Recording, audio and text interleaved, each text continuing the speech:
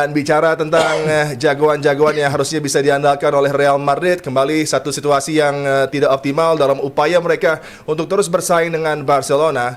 Real Madrid takluk dari Mallorca. Dan Binder, sang PKS kembali tidak bisa berbuat banyak di pinggir lapangan, dan ini bukti lagi masih kurangnya pengalaman dan tidak bisa mengeluarkan Real Madrid dari kondisi yang kurang nyaman di laga kemarin. Sebetulnya Madrid gak bermain buruk sih. Dan dari segi peluang Madrid lebih banyak loh daripada Mallorca. Gue memang sih kalau kalah lawan Mallorca, kemudian gue nonton lah extended highlights, dan extended highlights itu kan ada banyak cuplikan ya, bukan cuman gol atau peluang. Dan Madrid mainnya sebetulnya gak jelek, cuman gue melihat memang di defense mereka gak begitu kompak ya untuk pertandingan ini lawan Mallorca, dan too many mistakes aja sih dari para pemain Madrid. Dan sebetulnya secara permainan pun gue lihat dengan Arbeloa gak jelek-jelek amat sih. Masih oke sih ya, mereka masih bisa creating chances, dan gue gak ngelihat bola hanya dikasih ke Mbappe, ada kolektivitas. Cuma ya ini memang bukan hari terbaik bagi Madrid, tapi gue gak ngerti nih apakah ini sengaja mereka mainnya seperti ini, gak serius, dan Vinicius juga gak diturunkan dari awal karena mau main champion kan. Ini timnya kan aneh nih. Tempo hari kita ada bahas mereka kalah atau imbang, tahu-tahu menang tuh di champion lawan Benfica. Nah ini kan mereka mau main lagi lawan Munchen ya. Nah ini kalau feeling gue mereka kalah di sini, nanti tiba-tiba lawan Munchen menang, lolos mereka. Memang ini timnya sedikit aneh, tapi kalau menurut gue Madrid sekarang kemungkinan tidak juara La Liga, dan nggak tahu nih soal champion seperti apa karena kesalahan manajemen dari awal musim yang mengontrak Xabi Alonso. Maka itu banyak yang ketika itu DM ke gue, coba bahas Madrid mainnya tiki-taka. Emangnya tiki-taka dari Hong Kong ini teka-teki gue udah lihat. Iya gak ada tiki-takanya, apa tiki-takanya, gue bingung.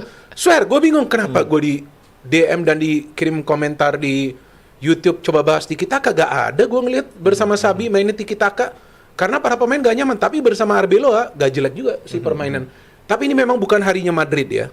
Dan kiper dari Mallorca gue gak inget ya namanya siapa tuh, banyak banget saves loh di match ini. Dan gue pikir ya Arbeloa nggak akan dipecat juga. Kalaupun dia dipecat, dia turun lagi ke akademi. Karena ini sudah pasti ini pelatih sementara ini. Jadi Florentino Perez mungkin ya ikhlas saja kalau musim ini Madrid 0 gelar, 0 trofi. Karena gue gak yakin dengan tim ini akan bisa juara Liga Champions. Kalau Benfica gue yakin. Karena gue tahu tuh itu trik Madrid tuh. Kita jangan lolos langsung, main playoff biar dapat uang. Dan betul kan mereka menang kan home and away. Tapi lawan Munchen sih gue ragu ya, semoga gue salah. Tapi gue ragu dengan tim seperti ini. Madrid tapi Munchen lagi bagus-bagusnya loh musim ini. Lagi keren banget loh permainannya. Iya, menurut lo juga. Dengan kondisi terhimpitnya match kemarin dengan persiapan menuju ke Champions League, juga ada jeda internasional sebelumnya. Tentunya juga ini sebuah kekalahan yang mungkin sudah diduga bakal terjadi, tapi tentunya dengan melawan Mallorca harusnya ada result yang lebih baik yang bisa didapat oleh Real. Sementara Madrid yang gue pikir akan mendapatkan at least kemenangan tipis lah ya melawan Mallorca, tapi justru mereka nggak berhasil. Banyak pemain yang tampil di bawah ekspektasi. Jude Bellingham pas masuk, Trent juga beberapa kali kita ngeliat lagi masalah ketika dia di Liverpool, begitu terekspos ketika ada bola-bola dari sisi kanan, itu lagi-lagi menjadi masalah terutama dari sisi defense ya. Kalau kita bicara apa yang dikontribusikan dia dari sisi offense, ya apa yang juga dia tunjukkan di Liverpool gitu. Tapi by the time harus defense, banyak posisi yang terlambat dia untuk kembali sehingga membuat lini belakang Madrid begitu terekspos. Gue setuju sama Binder juga, nggak main jelek, 30 menit, 40 menit mereka tampil bagus banget, peluangnya banyak banget, tapi ya sulit untuk bisa mencetak gol, itu mungkin yang menjadi masalah. Dan ketika mereka bisa menyamakan skor lewat Rudiger, ada fast reaction juga dari Mallorca yang akhirnya bisa menggandakan keunggulannya lagi. Jadi itu yang menjadi masalah dari Real Madrid sih. Dan gue setuju juga bahwa kayaknya mereka fokusnya di Munchen. Mereka lebih besar fokus di Munchen karena mereka menganggap ini laga yang emang harus diprioritasin gitu ya dibandingkan laga melawan Mallorca kemarin. Kalau ada momen mungkin di pekan kemarin menjadi roller coaster ya buat Ferenc Muriqi. Ini bintang Kosovo dengan kemenangan yang dia persembahkan untuk Mallorca. Dia langsung jatuh menangis. Juga arti dari kemenangan kemarin membuktikan bahwa Mallorca masih bisa bersaing di La Liga, keluar dari ancaman zona merah. Ini juga menarik cerita dari Muriqi dan Mallorca. Muriqi juga top scorer all time ya dari Mallorca, lewatin Eto'o. Ya bagus lah, ada pemain yang dari pekan bisa lolos ke Piala Dunia, ngalahin juara Liga Champions terbanyak sepanjang masa.